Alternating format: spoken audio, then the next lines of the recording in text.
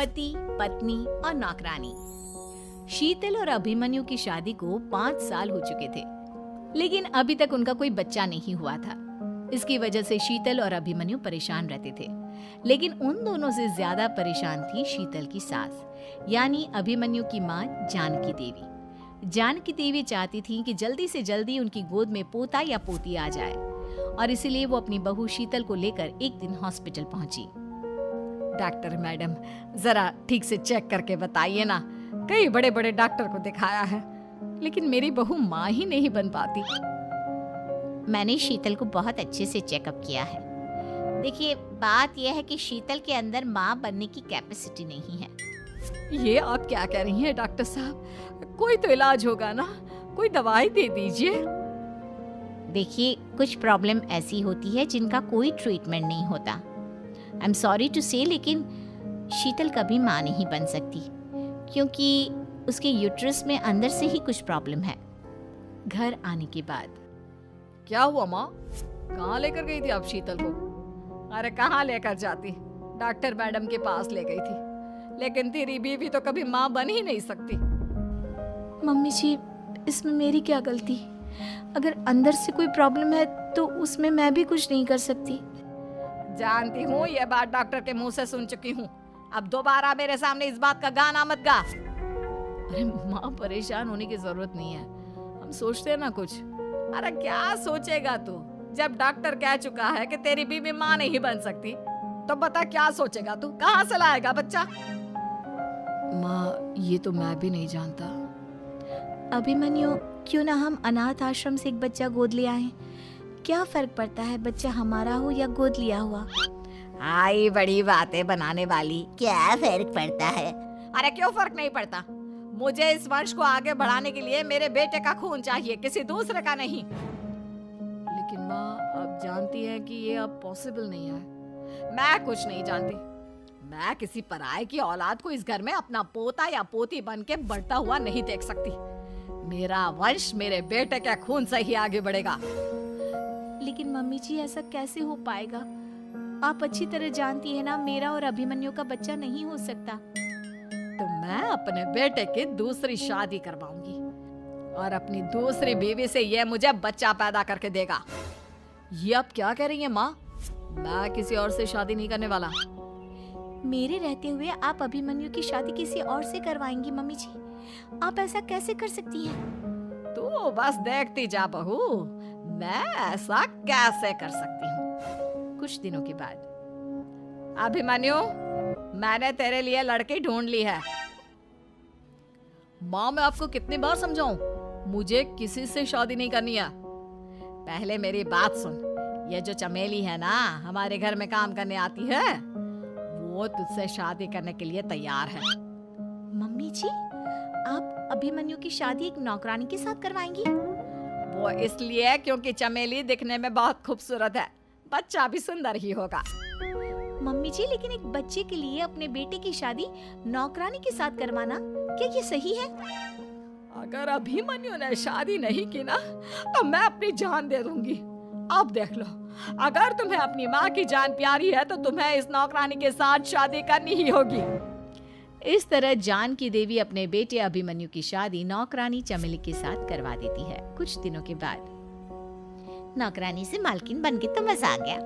अब तो मैं इस घर की मालकिन हूँ। देखो, अपने आप को ज्यादा मालकिन समझने की कोशिश मत करो। एक बार तुम्हारा और अभिमन्यु का बच्चा इस दुनिया में आ जाए, उसके बाद तुम इस घर से हमेशा के लिए चली जाना। अरे जाओ जाओ, किसी और के आगे बातें बनाना। एक बच्चा तो पैदा नहीं कर सकी, बढ़िया आई। जाओ जाकर मेरे लिए कॉफी बना कर लाओ। नौकरानी मैं हूँ या तुम? मम्मी जी, देखिए ना शीतल मुझसे किस तरह से बात कर रही है। शीतल, तुम्हें पता है ना चमेली प्रेग्नेंट है, मेरे बेटे के बच्चे की माँ बनने वाली है। वो जैसा कहती है वैसा करो। लेकिन मम्मी जी, वो मुझे नौकरों की तरह ट्रीट कर रही है। अरे तो करेगी ना, वैसे भी बहू तुम हो किस काम की? एक बच्चा तो पैदा नहीं कर सकती। जाओ अब घर के सारे काम करो और चमेली को आराम करने दो। थैंक यू मम्मी जी, भगवान आपका भला करे। आप नहीं होती तो मैं नौकरानी से महारानी कैसे बनती? देखो, तुम्हें जो चाहिए सब मिलेगा। खूब खाओ पियो, मजे की जिंदगी जियो, लेकिन बस मुझे एक बच्चा पैदा करके दे दो। कुछ दिनों के बाद, मम्मी, बच्चे के लिए आपने मेरी शादी चमेली के साथ करवा तो दी, लेकिन दिन और रात का चैन मिट गया है। सारा दिन शीतल और चमेली की बहस चलती रहती है।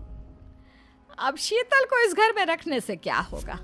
मैं तो कहती हूँ उसे घर से निकाल दो, है भी किस काम की। मैं ऐसा नहीं कर सकता माँ, वो मेरी पत्नी है, उससे बहुत प्यार करता हूँ मैं।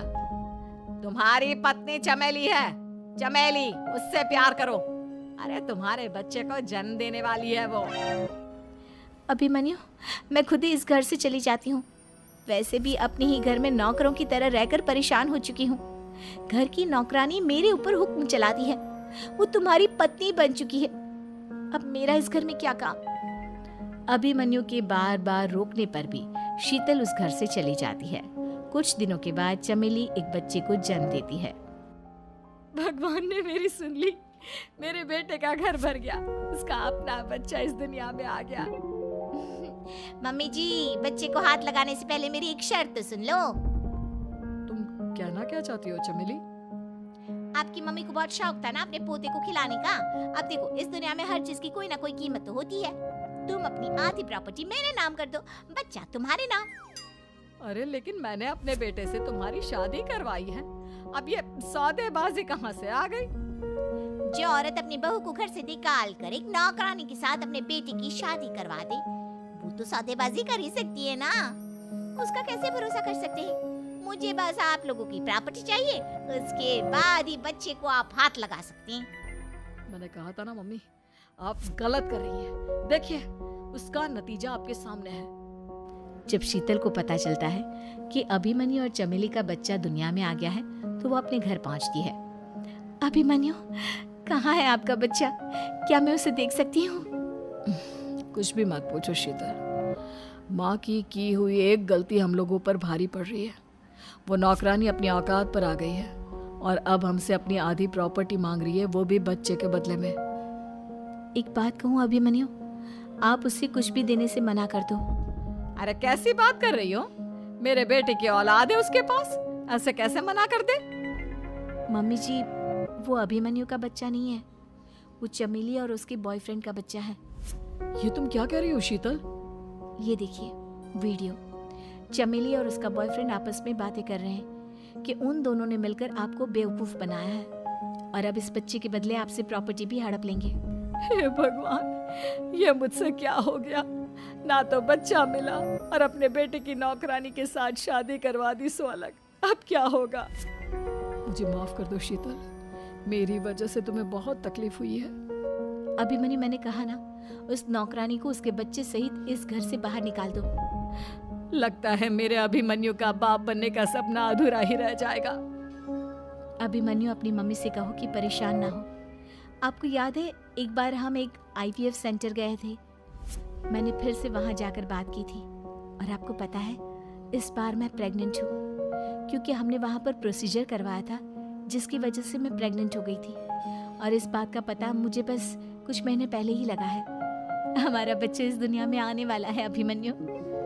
मुझे माफ कर दो शीतल बहू, मुझसे बहुत बड़ी गलती हो गई।